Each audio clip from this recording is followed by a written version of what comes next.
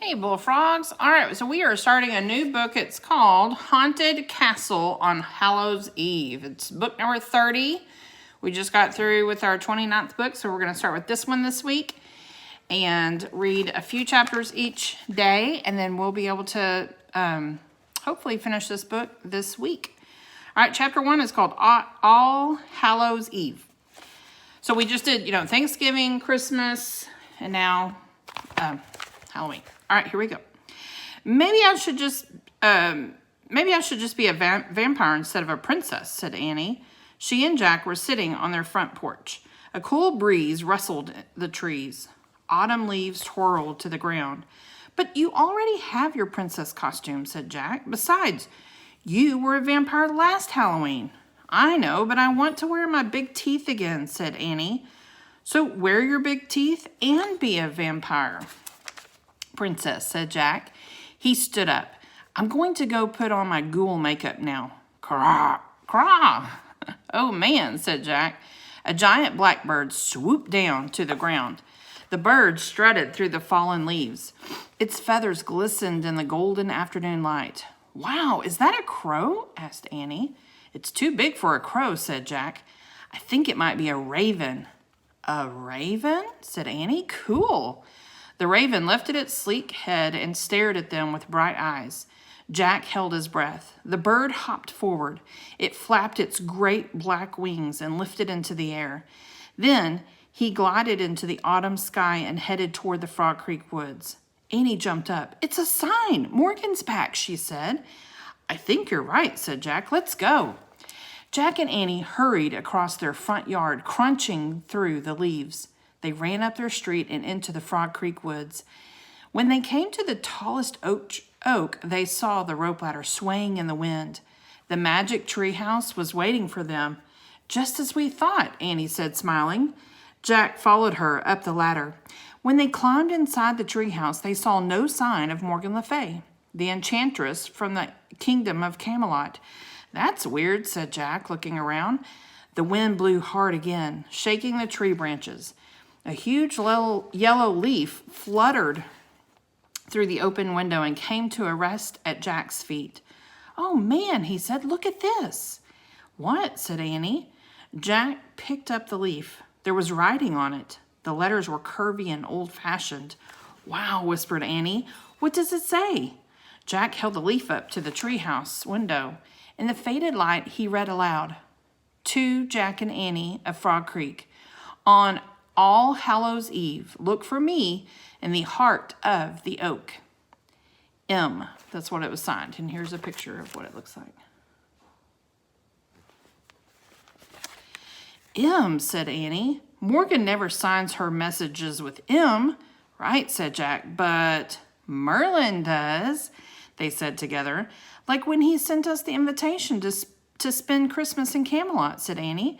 She pointed to the royal invitation that still lay in the corner of the treehouse. Now he's inviting us on Halloween, said Jack. Halloween was called All Hallows Eve a long time ago. I know, said Annie. We have to go. Of course, said Jack. There was no way they could turn down an invitation from the master magician of all time. But how do we get there? I'll bet our invitation will take us, said Annie, like when we went to King Arthur's castle on Christmas Eve. Good idea, said Jack. He pointed to the fancy writing on the leaf. I wish we could go, to where this leaf invitation came from, said Annie. Right, said Jack. The wind began to blow. The treehouse started to spin. It spun faster and faster. Then everything was still, absolutely still. All right, chapter 2 is called The Heart of the Oak. Jack opened his eyes. A chilly wind blew into the treehouse.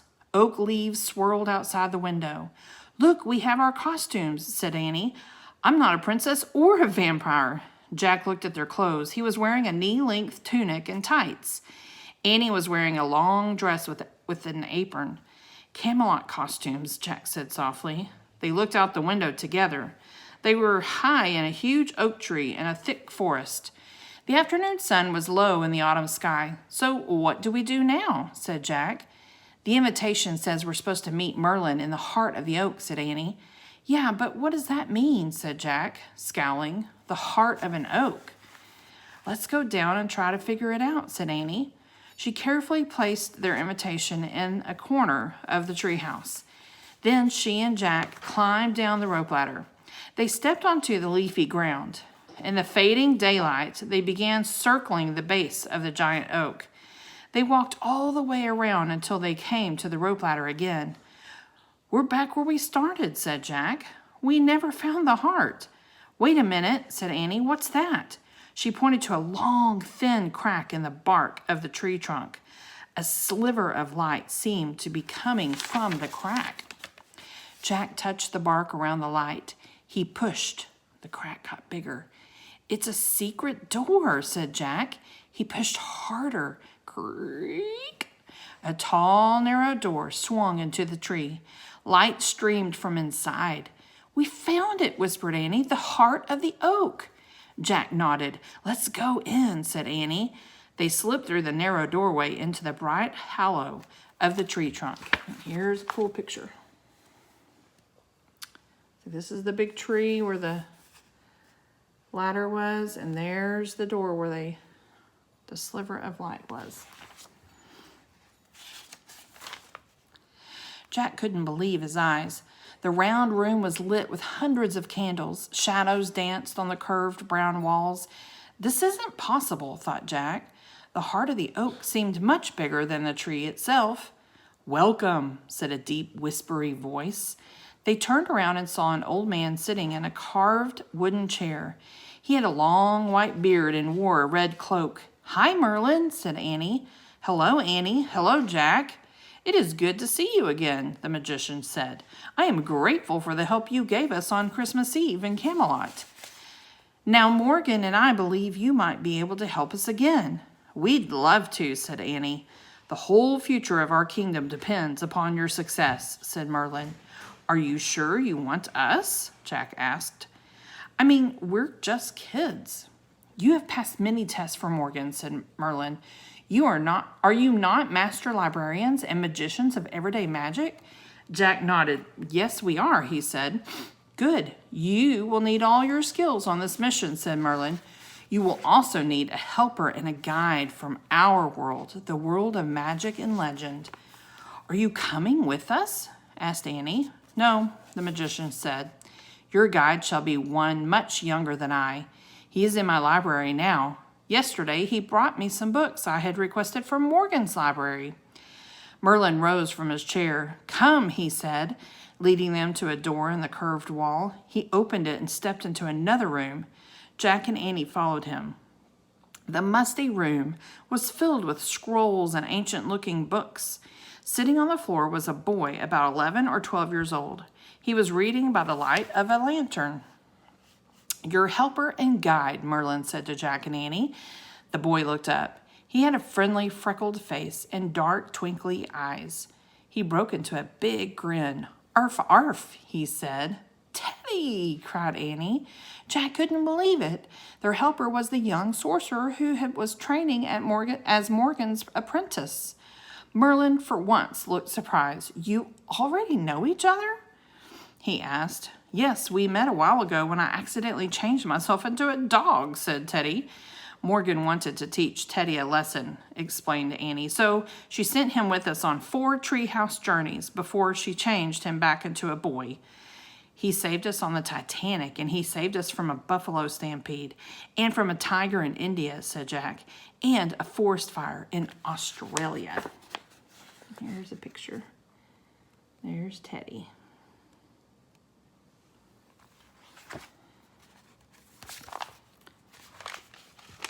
Wondrous journeys indeed, said Merlin. I am glad you are already friends. Your friendship may help you on this mission. What is our mission? Asked Annie. We are now in one of the outlying realms of Camelot, said Merlin. Beyond these woods lies the castle of a duke. Merlin leaned forward as if he were about to tell them something really scary. It will be your mission, he said, to bring order to the duke's castle. Merlin sat back in his chair. His gaze was calm, but a fierce light shone in his eyes. Bring order to a castle? Thought Jack. Is that all? Who messed it up, sir? Asked Annie. You will find out soon enough, said Merlin. We accept our assignment gladly, said Teddy. The mission will be done without fail. Merlin fixed his gaze on Teddy. Perhaps, he said, but a warning, my boy, you are hasty and careless with your magic rhymes.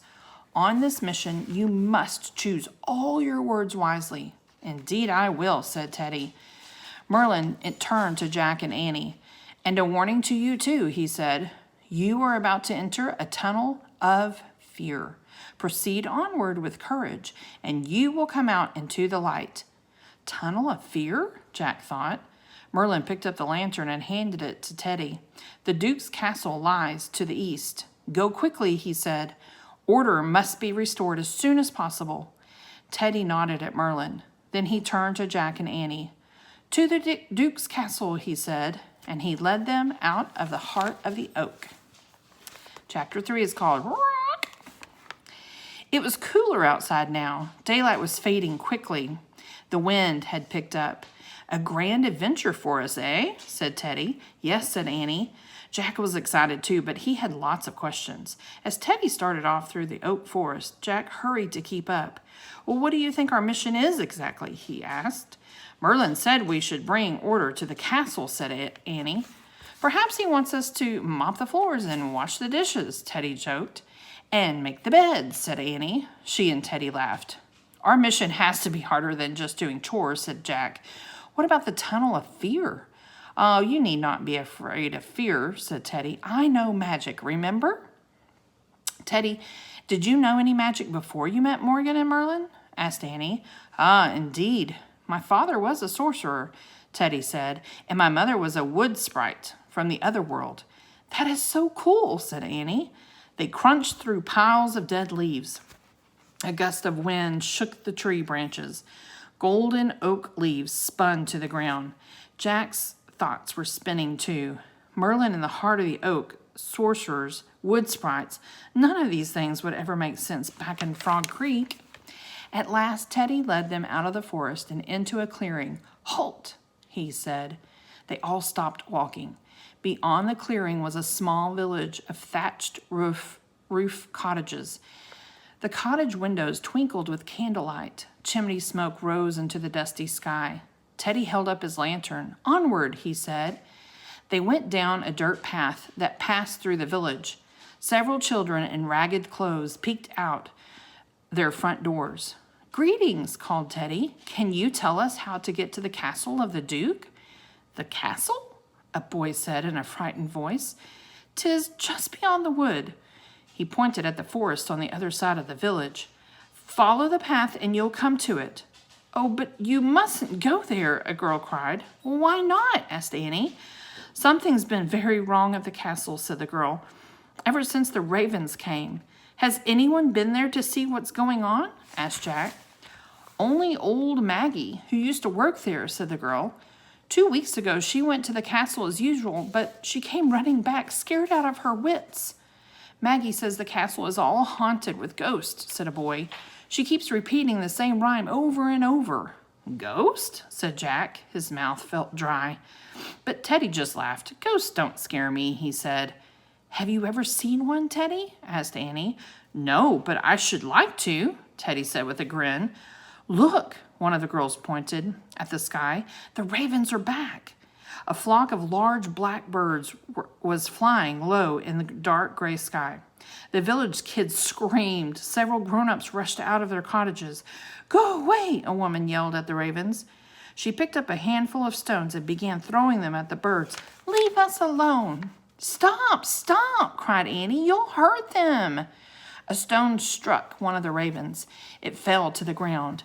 Oh, no, cried Annie. The grown-ups pulled their children inside. Doors slammed and shutters closed. Annie dashed to the fallen birds and knelt beside it. Jack and Teddy hurried over to Annie and the fallen bird. The bird was crouching slightly, spreading its wings. Its head was bowed as it made low, squeaking sounds. One of its tail feathers was bent. Coo, coo, Teddy said loudly. He looked at Jack. I once journeyed to the Isle of Birds to study their language, he said. I learned a little bit of dove, but no raven.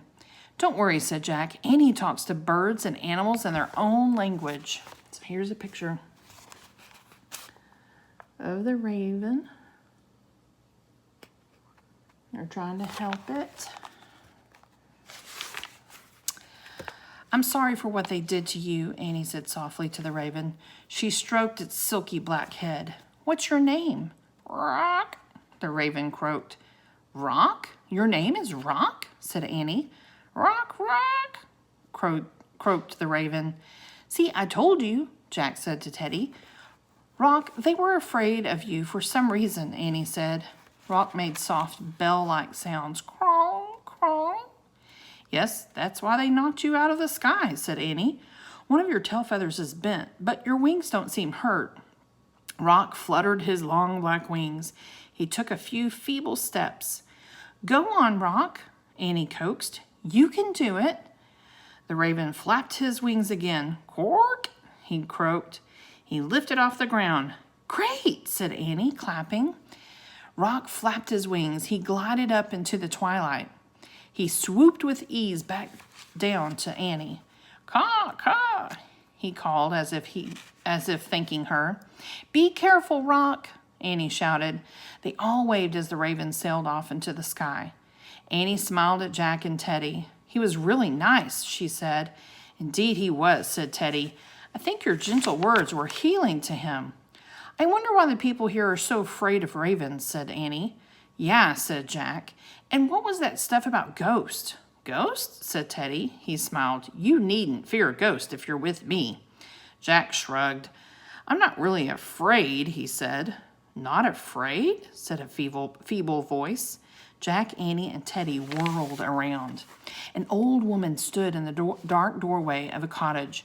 She leaned forward in a cracked voice, and she said, Where is the girl who spins wool into thread? Where are the boys who play chess before bed? Where is the hound who waits to be fed? The old woman stared at them with a fearful look in her eyes. Then she stepped back into her cottage and closed her door. A shiver went up Jack's spine. That was strange, he said. Here's the old lady.